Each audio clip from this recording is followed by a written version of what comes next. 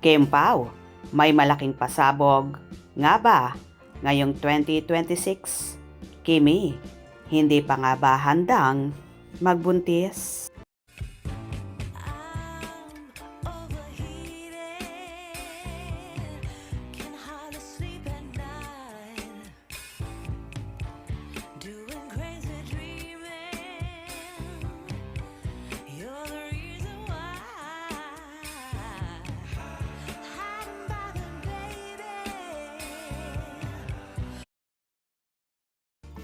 Nagbigay ng prediction ang psychic at vlogger na si Jay Costora kaugnay sa umano'y magiging takbo ng 2026 para kina Kincho at Paolo Avellino, na patuloy na pinag-uusapan ng fans dahil sa kanilang closeness at mga proyektong magkakasama.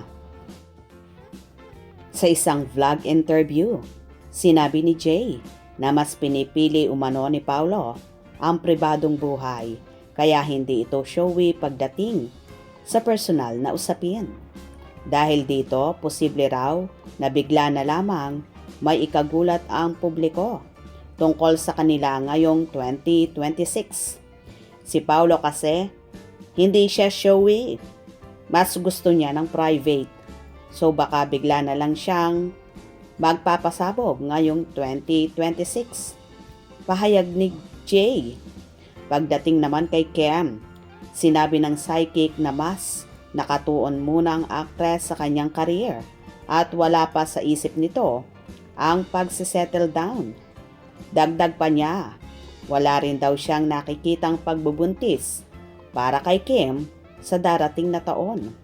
I can say na si Kim ay hindi pa handa to settle down at wala ring akong nararamdaman na pregnancy sa kanya at focus muna siya sa work niya.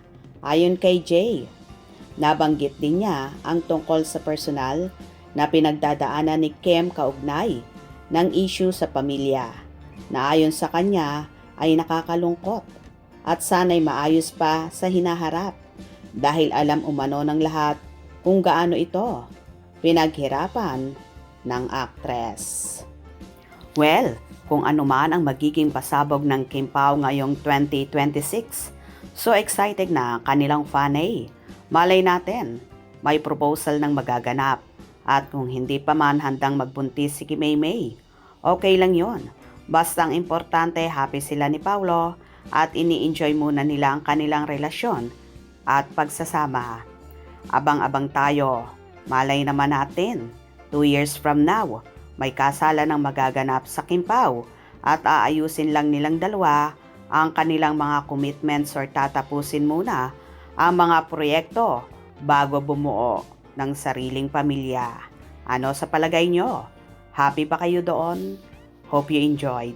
Please subscribe for more info.